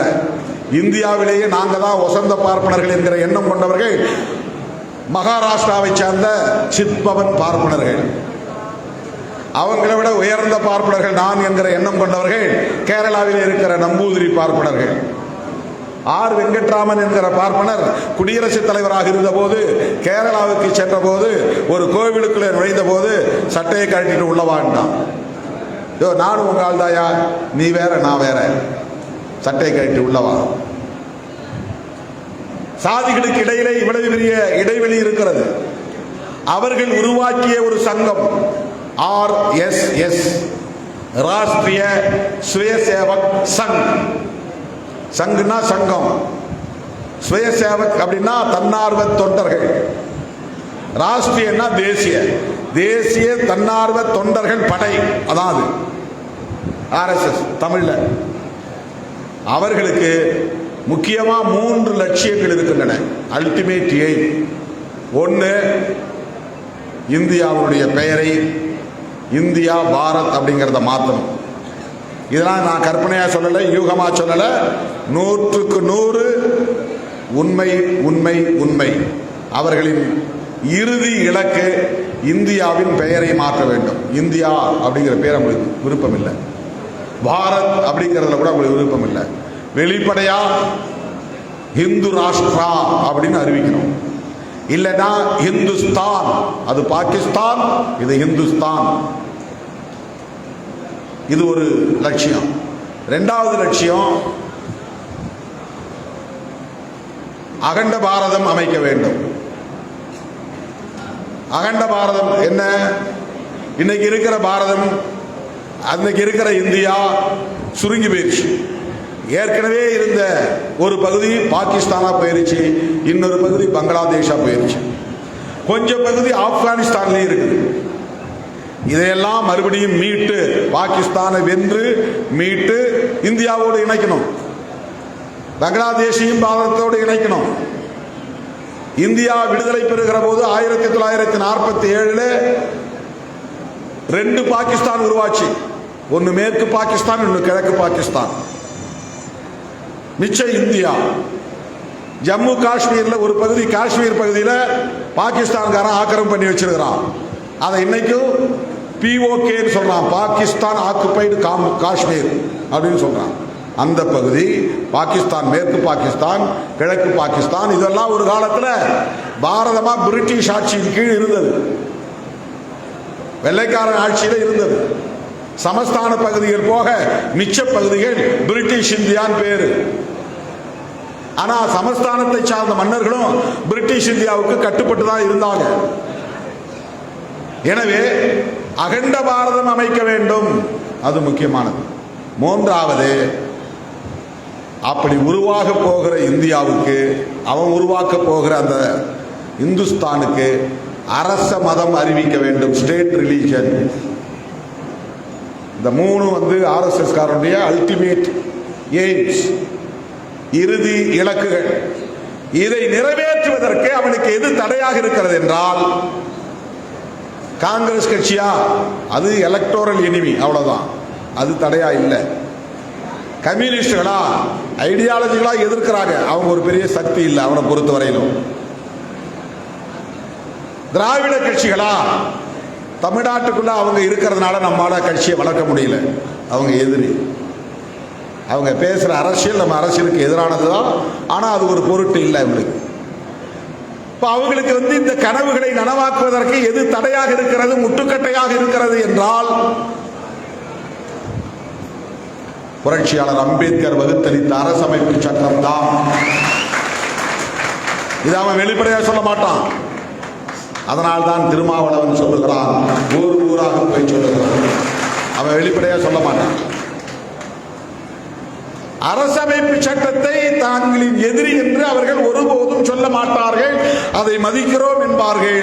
ஆனால் அதை மெல்ல மெல்ல மெல்ல வலுவிழக்க செய்கிறார்கள். ஒவ்வொரு அடியும் கான்ஸ்டிடியூஷனுக்கு எதிராகத்தான். அவன் தொடுக்கிற தாக்குதல் அரசமைப்பு சட்டத்திற்கு எதிரான தாக்குதல்.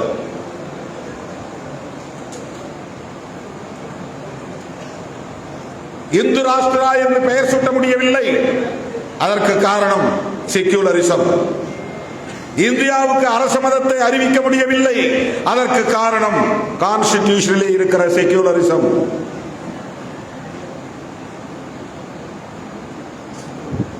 சமூக நீதி பழைய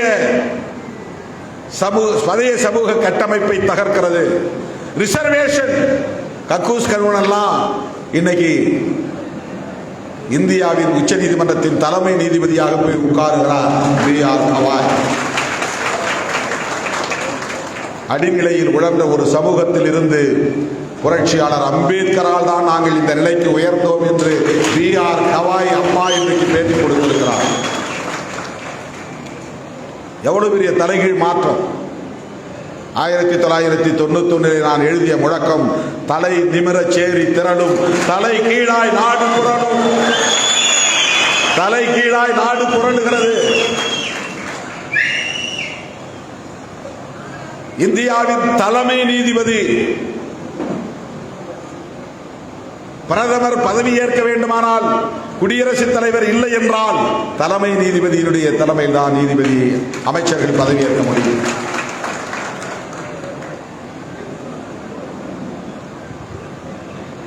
இது எதனால் ஏற்பட்டது? கான்ஸ்டிடியூஷன். எதனால் ஏற்பட்டது? சமூக நீதி. எதனால் ஏற்பட்டது? விளிம்பு நிலை மக்களுக்கு கல்வியிலும் அதிகாரத்திலும் பகிர்வு வேண்டும், அதிகார பகிர்வு வேண்டும். அதை உறுதிப்படுத்துகிறது அரசமைப்பு சட்டம். SC/ST மட்டுமா? இல்லை. சோசியலி, எஜுகேஷனலி பேக்வர்ட் கிளாஸஸ் அப்படின்னா யார்? OBC, அவங்களும் தான். அவங்களுக்கு என்ன?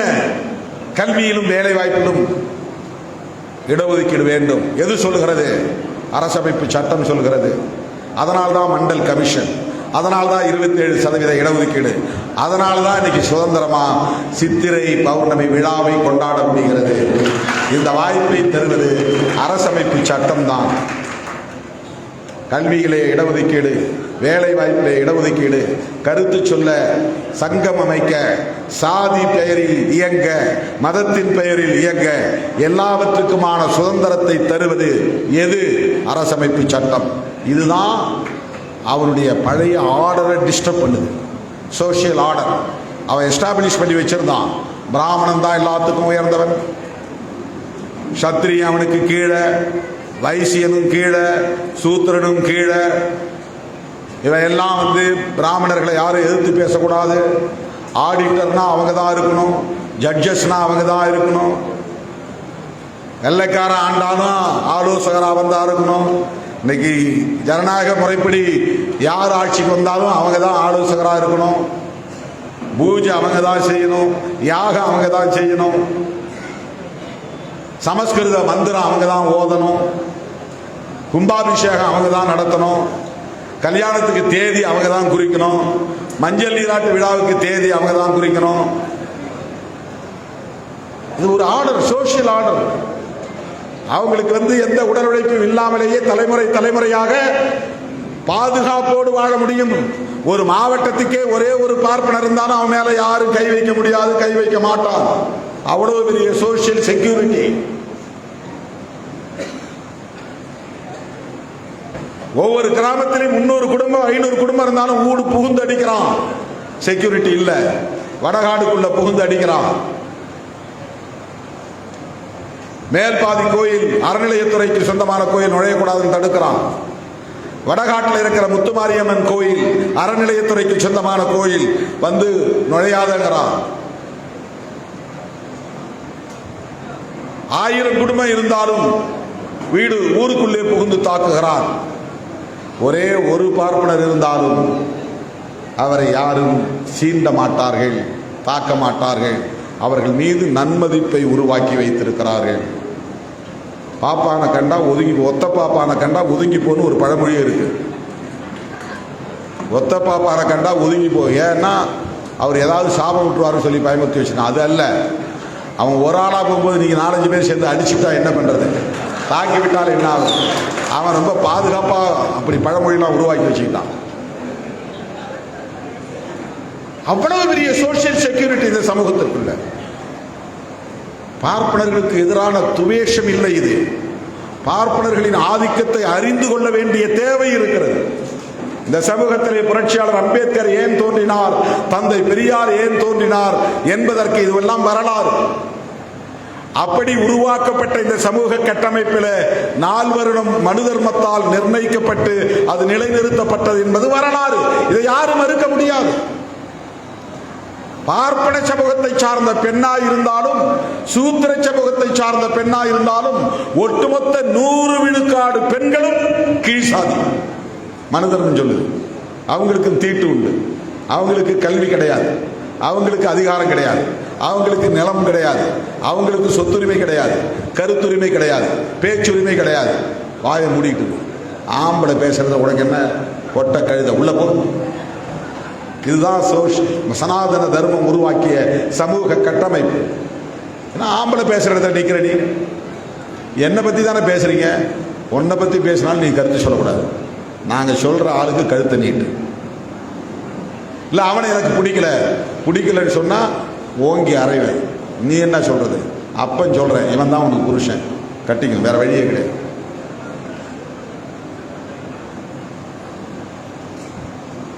பெண்களுக்கு எதிரான பாலின பாகுபாடு கொண்ட ஒரு சமூக கட்டமைப்பு, சனாதன சமூக கட்டமைப்பு, ஒரு டிஸ்கிரிமினேட்டரி சொசைட்டி. இது 1000 தலைமுறைகளாக நீடிக்கிறது. இதை அப்படியே பாதுகாக்க வேண்டும். இதை சீர்குலைப்பது எது? அம்பேத்கர் எழுதிய அரசமைப்பு சட்டம். இந்த ஆர்டரை மாத்துறது எது? புரட்சியாளர் அம்பேத்கர் எழுதிய அரசமைப்பு சட்டம். ஜனநாயகம் என்கிற பெயரால் இவன் கேள்வி எழுப்புகிறான். அதற்கு இடம் கொடுப்பது எது? அரசமைப்பு சட்டம். 2 சாதியும் ஒன்னா சேர்ந்து அமைதியா இருங்க, நீ அடி வாங்கினியா பொறுமையாயிரு, நீ அடிச்சியா நீயும் பொறுமையாயிரு. 2 பேருக்கும் அனுமதி இல்லை ஆர்ப்பாட்டம் நடத்த. இது போலீஸ். மதுரை உயர்நீதிமன்ற கிளைக்கு விடுதலை சிறுத்தைகள் போனார்கள். ஆர்ப்பாட்டம் நடத்த தேதி கொடு, பர்மிஷன் கொடு. 19ஆம் தேதி 20ஆம் தேதி அவன் நடத்துவான். நீதிமன்றத்தை பேச வைத்தது எது? கான்ஸ்டிடியூஷன் ஆஃப் இந்தியா, அரசமைப்பு சட்டம். போலீஸ் முடியாதுங்கிறான், சாதி இந்துக்களும் கேட்பார்கள் என்கிறான், சட்டம் ஒழுங்கு பாதிக்கப்படும் என்கிறான். ஊருக்குள்ள புகுந்து அடிச்சானே, ஆமா. காயம்பட்டார்களே, ஆமா. அது சரியா தப்பா? தப்புதான். அப்ப நீதி வேணுமா வேணாமா அது எங்களுக்கு தெரியாது. உன்னையும் கைது பண்ணுவேன், அவனையும் கைது பண்ணுவேன். இதுதான் போலீஸ். இதுதான் போலீஸ். அடிச்சவனையும் கைது பண்றான், அடி வாங்கினவையும் கைது பண்றான். கேட்டா லா அண்ட் ஆர்டர் மெயின்டைன் பண்றான், சட்டம் ஒழுங்கை பராமரிக்கிறான். நான் என் வீட்டுக்குள்ளதான் இருந்தேன், அது எனக்கு தெரியாது. 2 பேர் அடிச்சுக்கிட்டனால தான் காயமாயிருக்கு. உனக்கு காயமாயிருக்கல, அப்ப நீ இன்வால்வ்டு, இந்த கலவரத்தில் இன்வால்வ்டு. அவன் அடிச்சதுனால தான் 2 பேரும் சேர்ந்து அடிச்சுக்கிட்டீங்க. என் பாருங்கள், அதுதான் 2 பேர் மேலேயும் கேஸ். காயம்பட்டவனை மட்டும், அடிச்சவனை மட்டும் கைது பண்ணா, காயம்பட்டவனை கைது பண்ணாம விட்டா அடிச்சவன் தரப்புல இருக்கிற பெரும்பான்மை மக்கள் கொதித்து எழுந்து விடுவார்களாம். உடனே சட்டம் ஒழுங்கு பாதிக்கப்பட்டு விடுமா. அவங்களுக்கு பேலன்ஸ் பண்றதுக்காக இவங்க மேலே கேஸ் போடுறாங்க. அவங்க கோபப்படக்கூடாது. எஸ்சி தரப்புல நாங்க ஒரு 5 பேரை கைது பண்ணிட்டோம். ஒருத்தனை பூந்து கை களத்தூர்ல கொலை பண்றான், அதை எதிர்த்து மக்கள் போராட்டம் நடத்துறாங்க. போலீஸ் ஸ்டேஷன்ல போய் சத்தம் போட்டுறாங்க. 100 பேர் மேல கேஸ். 10 பேரையாவது நீ கொடுத்தாதான் விடுவேன்றான். கொலை நடந்தது அது வேற. அதுல யாரையாவது கைது பண்ணீங்களா? இன்னும் இல்லை, கைது பண்ணுவோம். எப்ப கைது பண்ணீங்க? தேடிக்கிட்டே இருக்கிறோம். நாங்க போறோம், இருக்கிற ஆள் கிடையாது. இப்படி இருந்தது சமூகத்திற்கு இடையிலே கொஞ்சம் பிளெக்சிபிளா ஒரு நெகிழ்வுத்தன்மையை உருவாக்குவது எது என்றால் புரட்சியாளர் அம்பேத்கர் எழுதிய அரசமைப்பு சட்டம் தான். இது அவனுக்கு பிடிக்கல. இந்த சோசியல் ஆர்டர் நிலை குலைகிறது, சீர்குலைகிறது. மறுபடியும் அதே சோசியல் ஆர்டர் கொண்டு வரணும். அதுக்கு எது தடையா இருக்கு? கான்ஸ்டிடியூஷன் தடையா இருக்கிறது. இது அவனால் வெளிப்படையா சொல்ல முடியாது. எனவே அரசமைப்பு சட்டத்தை மதிக்கிறோம் என்று சொல்லிக்கொண்டு, புரட்சியாளர் அம்பேத்கரை போற்றுகிறோம் என்று சொல்லிக்கொண்டு அரசமைப்பு சட்டத்தின் மீது அடுத்து தொடர் தாக்குதல்களை நடத்தி கொண்டிருக்கிறார்கள். அதற்கு பல சட்டங்களை சொல்ல முடியும். அதுல ரொம்ப முக்கியமான சட்டங்கள் சிஏஏ சட்டம், வக்ஃப் திருத்த சட்டம், ஆர்டிகிள் 370 ரிப்பீட் பண்ணது, நீக்கம் செய்தது. இதெல்லாம் ஒரு பொருட்டே இல்லை எங்களுக்கு கான்ஸ்டிடியூஷன் அப்படின்னு அவன் சொல்றான். அதான் அதனுடைய பொருள். இந்த சூழலில் விடுதலை சிறுத்தைகளுக்கு பொறுப்பு இருக்கிறதா இல்லையா?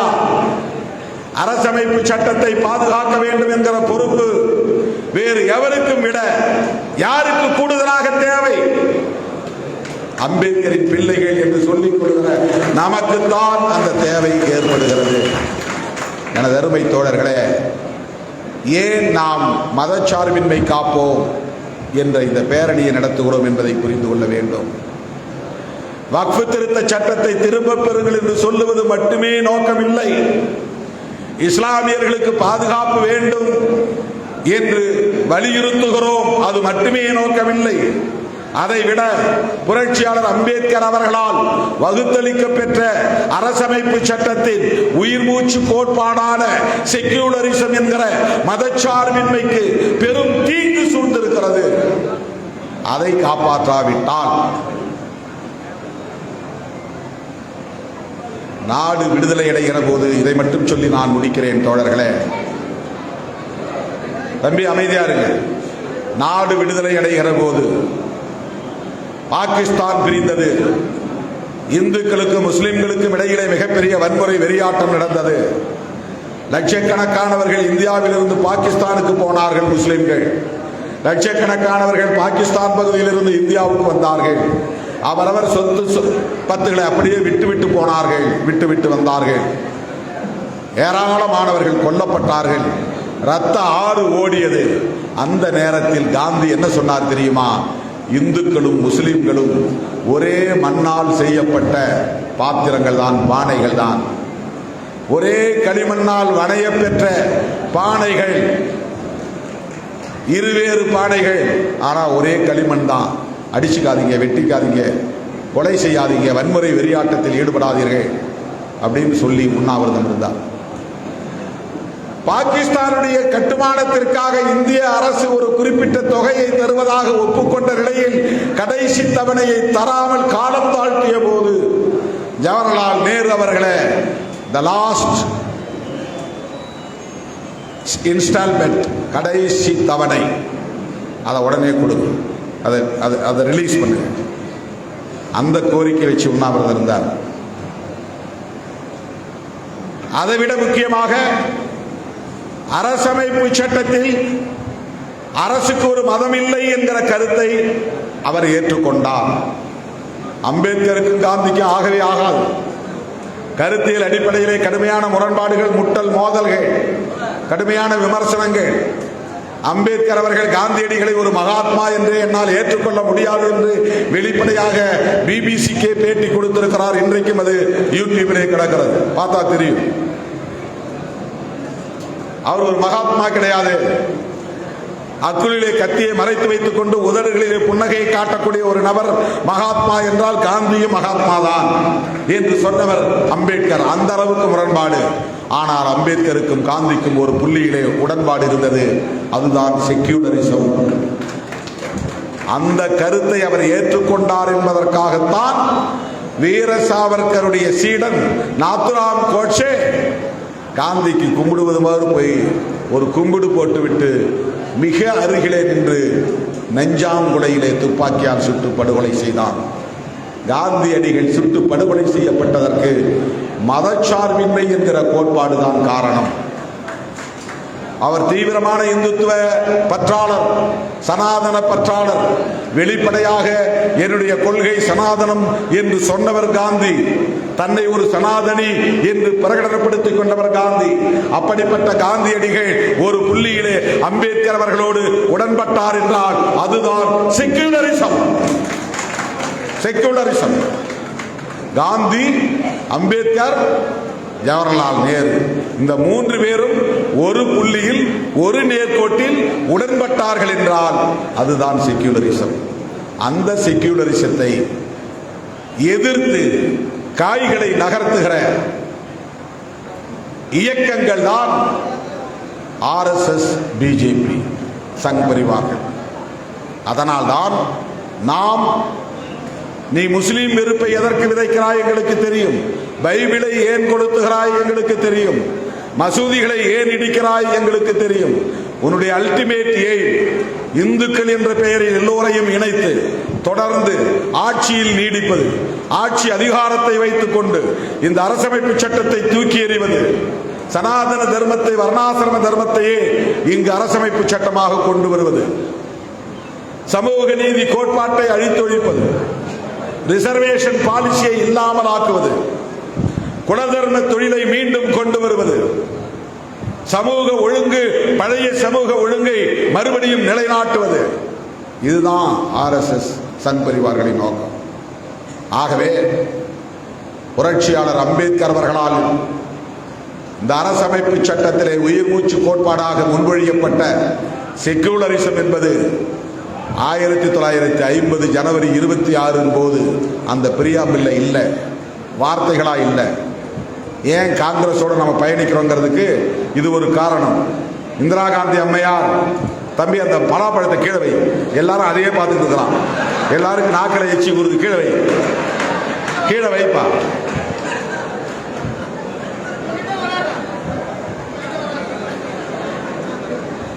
அவ்வளவு வெயிட்ட தலையில வச்சுட்டே நிற்கிறான். நான் இன்னும் 15 நிமிஷம் 20 நிமிஷம் பேசுவேன். 1950 ஜனவரி 26 நிறைவேற்றப்பட்ட அரசமைப்பு சட்டத்தின் முகப்புரையில அரசு என்பதை விவரிக்கிற இடத்துல சாவரின் டெமோக்ராட்டிக் ரிபப்ளிக் என்கிற 3 சொற்கள் தான் இருந்தது. 1976 இந்தியாவின் பிரதமராக இருந்த இரும்பு பெண்மணி இந்திரா காந்தி அம்மையார் எல்லா அரசியல்வாதிகளையும் தூக்கி பந்தாடினார், எல்லாம் தூக்கி அடிச்சார். அப்படி ஒரு அந்த கருத்து மேல நமக்கு உடன்பாடு இல்லை, அது வேற விஷயம். அந்த அம்மாவுடைய துணிச்சல் அபாரமானது. என் பதவியே பறிக்கிறேன்னா அந்த கவர்மெண்ட் கான்ஸ்டிடியூஷன் எதை பத்தி எனக்கு கவலை இல்லை. மிசாவை கொண்டு வந்து அரசமைப்பு சட்டத்தை திருத்தி மிசாவை கொண்டு வந்து மொரார்ஜி தேசாயா தூக்கி அடி, சரண் சிங்கா தூக்கி அடி, எவனையும் வெளியே விடாத, தனி கொட்டடியில் போட்டு அடைச்சி வை. நான் தான் அமைச்சர் எம்பி பதவி பறிபோயிடுச்சு. அந்த அம்மாவுக்கு ரெபேரலி தொகுதியில் ஜெயிச்சாங்க, எம்பி பதவி பறிபோயிடுச்சு. கோர்ட்ல ஒருத்தன் வழக்கு போட்டான், அது செல்லாதுன்னு அறிவிச்சுட்டான். செல்லாதுன்னு அறிவிச்ச பிறகு அந்த அம்மாவுக்கு பிரதமராக இருக்கிறோம், பிரதமராக இருக்கிற நம்ம பதவியை போயிருச்சு, எம்பியா இல்லைன்னா பிரதமராக நீடிக்க முடியாது, பதவியை தக்க வைக்கணும், சட்டத்தையே மாத்துறான், கான்ஸ்டிடியூஷனை மாத்து, மிசா சட்டம் கொண்டு வா, எதிர்க்கிறவனா தூக்கி உள்ள போடு, முட்டிக்கு முட்டி தட்டு, எல்லாம் முழங்காலெல்லாம் உடைச்சு போடு. எதிர்ப்பு தெரிவிச்சு அத்தனை பேரையும் தூக்கி அடிச்சாங்க. 20 அம்ச திட்டம் கொண்டு வந்தாங்க. காலையில் 9:30 ஸ்கூல்னா கரெக்டாக 9:25 இருக்கணும். 31 இருந்தா கிழிச்சிருச்சு, சீட்டை கிழிச்சிரு, வேலை உடனே அவனை படிய விட்டு நீக்கம் செய். கடுமையா நடைமுறைப்படுத்தினாங்க. 20 அம்ச திட்டம் என் வயசுல இருக்கும் எல்லாருக்கும் தெரியும், உங்களுக்கு தெரியாது. அவ்வளவு பேர் கன்னா போய் டைமுக்கு போனான், ஆபீஸ்க்கு, ஸ்கூலுக்கு, வேலைக்கு. ஒரு நிமிஷம் யாரும் லேட் பண்ண முடியாது, எல்லாம் ப்ராப்பரா ஏறிச்சு. அந்த அம்மா செய்த மிக முக்கியமான ஒரு புரட்சி. எந்த அளவுக்கு அவங்களுக்கு ஒரு லாங் விஷன், எந்த அளவுக்கு ஒரு முற்போக்கான சிந்தனை, எந்த அளவுக்கு ஜனநாயகத்தின் மீது நம்பிக்கை, எந்த அளவுக்கு மதசார்பின்மையின் மீது நம்பிக்கை, எந்த அளவுக்கு இப்படிப்பட்ட சங் பரிவார் கும்பல் நாளைக்கு வலிமை பெற்று வர வாய்ப்பு இருக்கிறது என்கிற ஒரு விஷன். அந்த அம்மா பின்னால ஒரு நாளைக்கு அமித்ஷா, மோடி மாதிரியான ஒரு கும்பல் வரும், RSS கும்பல் வரும், இந்த அரசமைப்பு சட்டத்தை டார்கெட் பண்ணுவாங்க, இதுல நாம் சில திருத்தம் பண்ணு பிரியாம்பிள்ல கை வச்சாங்க. அந்த 3 சொற்களுக்கு இடையில 2 சொல்ல இணைச்சாங்க. அதுதான் சோசலிஸ்ட், செக்குலர் என்கிற 2 சொற்கள் அமெண்ட்மெண்ட் பண்ணாங்க. Sovereign socialist, secular, democratic republic. இப்ப கான்ஸ்டிடியூஷன் திறந்து பார்த்தீங்கன்னா அந்த 5 வார்த்தை இருக்கும். இந்த 2 வார்த்தையை நீக்க சொல்லி சுப்பிரமணிய சாமி கேஸ் போட்டிருக்காங்க. இந்த 2 வார்த்தை தான் இப்ப அவங்களுக்கு நெருடல.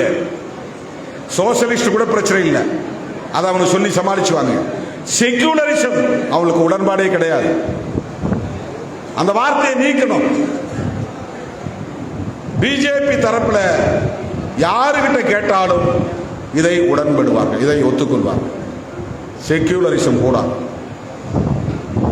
அரசமைப்பு சட்டத்தில் இந்திரா காந்தி அம்மையார் திருத்தம் கொண்டு வந்து 3 சொற்களை இணைத்தார். இந்த விவரத்தை, இந்த டெஃபினேஷன் கொடுக்கிற இடத்துல 2 சொற்களை இணைத்தார். ஃப்ரெட்டர்னிட்டி என்கிற விவரிக்கிற இடத்துல யூனிட்டிக்கு பக்கத்துல இன்டெகிரிட்டின்னு ஒரு வார்த்தையை போட்டார். யூனிட்டினா ஒற்றுமை, இன்டெகிரிட்டினா ஒருமைப்பாடு. இந்தியர் என்கிற ஒருமைப்பாடு வரணும். நான் தமிழனா இருக்கலாம், ஆனா இந்த தேசம் என்னுடைய தேசம்ங்கிற இன்டெகிரிட்டி இருக்கணும் எனக்குள்ள. இந்த தேசத்துக்கான அரசமைப்பு சட்டத்தை நான் மதிப்பேன் அப்படிங்கிற உணர்வு எனக்குள்ள இருக்கணும். நான் தமிழ் தேசியம் பேசலாம், தமிழ் உணர்வு எனக்கு இருக்கலாம், கடவுள் நம்பிக்கை இல்லாமல் இருக்கலாம், வழிபாடு செய்யாமல் இருக்கலாம், ஆனா I give due respect to the constitution. நான் இந்த அரசமைப்பு சட்டத்தை மதிக்கணும். நான் ஒரு இந்தியன் என்கிற உணர்வை பெற வேண்டும். அதுதான் இன்டெகிரிட்டி. இந்த சொல்லையும் இந்திரா காந்தி அம்மையார் பிரியாம்பிள்ளை இணைச்சாங்க. அவனுக்கு இருக்கிற நெருடல் என்னன்னா செக்யூலர்ங்கிற வார்த்தையை எடுக்கணுங்கிறது தான்.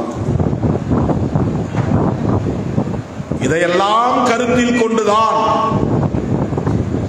நீ முஸ்லிம்களுக்கு எதிராக தாக்குதல் நடத்துகிறாய் என்பது உண்மைதான் என்றாலும் அவன் ஏன் அதை செய்யறான்னா, உன் ஓட்டு எனக்கு வேண்டாயா போ அப்படின்னு சொல்றதன் மூலமா எல்லா இந்துக்களையும் தான் பக்கம் அழைச்சிட முடியும் 100%. அதுதான் அவனுடைய முயற்சி. இவன் பெரும்பான்மையா இருக்கிறான், இவன் ஓட்டு போட்டா போதும், எனக்கு உன் ஓட்டு தேவையில்லை. இவ்வளவு வெளிப்படையாக நாம வெளிப்படையா என்ன சொல்றோம்னா, பாஜகவோடு உறவில்லை, பாமகவோடு உறவில்லை, அந்த சமூகத்தோடு உறவில்லைன்னு நாம் சொல்லல. வன்னியர் சமூகத்தோடு எங்களுக்கு உறவு உண்டு, நட்பு உண்டு, நல்லிணக்கம் உண்டு, நல்ல உறவு உண்டு. பாமக என்கிற சாதியவாத கட்சியோடு உறவு வைத்துக் கொள்ள மாட்டோம். அவன் ஒரு சமூகத்தையே புறக்கணிக்கிறான். பிஜேபி முஸ்லீம் சமூகம் வேண்டாம், கிறிஸ்தவ சமூகம் வேண்டாம் அப்படின்னா என்ன சொல்றான்னா, இந்துக்களே உங்களுக்காகத்தான் நாங்கள் இருக்கிறோம். இங்க இருக்கிற எஸ்சி எஸ்டி மக்களை எல்லாம் ஏமாத்தி முஸ்லீம்களா மாத்துறானோ, குல்லா போட்டு விட்டுறாங்க முஸ்லீம்கள். இங்க இருக்கிற எஸ்சி எஸ்டி மக்களை எல்லாம் ஏமாத்தி ஏசப்பா ஏசப்பான்னு கோஷம் போட வைக்கிறாங்க, அல்லேலியா அல்லேலியான்னு கத்த வைக்கிறாங்க. எல்லாம் மதம் மாறிக்கொண்டிருக்கிறார்கள். நம்ம மதம் பின்னுக்கு தள்ளப்படுகிறது. நம்முடைய மதம் இங்கே பொருட்டா மதிக்கப்படவில்லை. இந்த மதத்தை தான் எல்லாரும் விமர்சிக்கிறான். யாராவது முஸ்லீம் மதத்தை விமர்சிக்கிறானா, கிறிஸ்தவ மதத்தை விமர்சிக்கிறானா? பெரியாரும் சரி, அம்பேத்கரும் சரி, இன்னைக்கு திருமாவளவனும் சரி, இந்த மதத்தை தான் விமர்சிக்கிறான். நாமெல்லாம் ஒற்றுமையா இருக்க வேண்டாமா? இதுதான் அரசியல். ஏன் விமர்சிக்கிறாங்க? பாகிஸ்தான்ல முஸ்லிம் மதம் அரச மதமாக இருக்கிற போது, இலங்கையில பௌத்த மதம் அரச மதமாக இருக்கிற போது, இந்தியாவிலே ஏன் இந்து மதம் அரச மதமாக இருக்கக்கூடாது? நமக்கு இந்த கேள்வி எழுகிறது. லாஜிக் படி சரி, ஆனால் கூடாது. ஏன் கூடாதுன்னா, மற்ற மதங்கள் சகோதரத்துவத்தையும் சமத்துவத்தையும் உயிர் மூச்சு கோட்பாடாக கொண்டிருக்கிறது.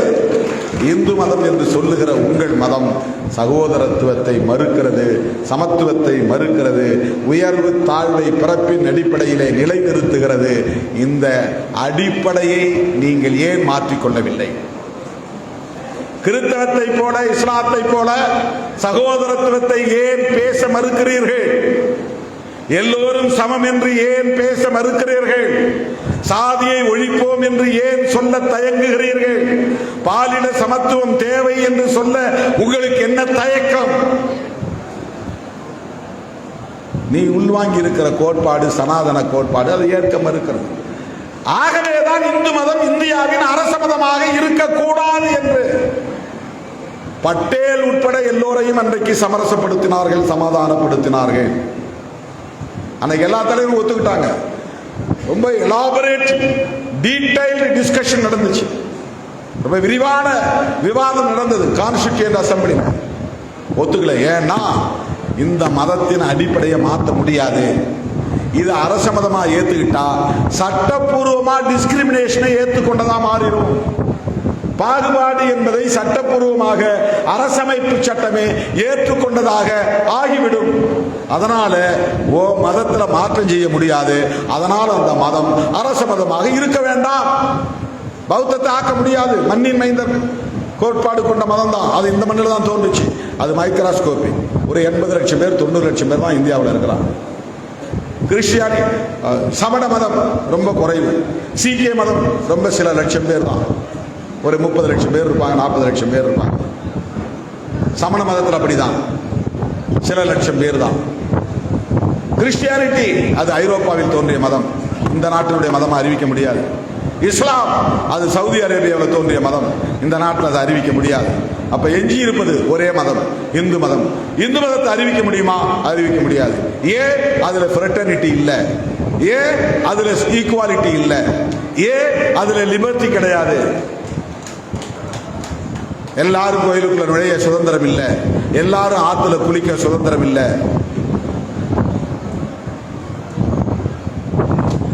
எல்லோரும் சமமான ஒரு இடத்துல வாழ முடியல. ஊர் வேற சேரி வேற, அதுக்கு காலனின்னு பேரு. சுதந்திரம் இல்லை. சுதந்திரம் இல்லாத மதம், சகோதரத்துவம் இல்லாத மதம், சமத்துவம் இல்லாத மதம். இதை ஏன் நீங்கள் மாற்ற முயற்சிக்க கூடாது? இதுல ஏன் ரிஃபர்மேஷன் வரல? இதுல ஏன் சீர்திருத்தம் வரவில்லை? இனிமேல் எங்கள் மதத்தில் பாகுபாடு இருக்காது, நாம் எல்லோரும் சகோதரர்கள் என்று உங்களால் ஆறத் தழுவ முடியுமா? முஸ்லிம் ஆறத் தழுவுகிறானே, கிறிஸ்தவன் சகோதரா என்று சொல்லுகிறானே, ஏன் உன்னால் சொல்ல முடியவில்லை? சகோதரத்துவம் இல்லை. எனவே அதை ஸ்டேட் ரிலீஜனாக அறிவிக்க முடியவில்லை. இதுதான் அதனுடைய பின்னணி. இந்த சூழலில் அரசமைப்பு சட்டத்தின் உயிர் மூச்சு கோட்பாடாக இருக்கிற மதச்சார்பின்மை சிதைக்கப்பட்டு விட்டால் நாம எல்லாம் மறுபடியும் கீழே கிடந்து உழல வேண்டியதுதான்.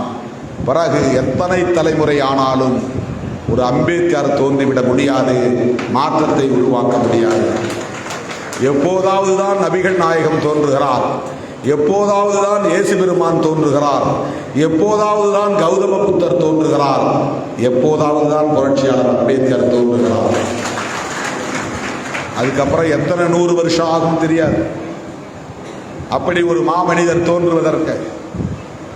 ஆகவே அவர் உருவாக்கி தந்த ஒற்றை ஆயுதம் அரசமைப்பு சட்டம்.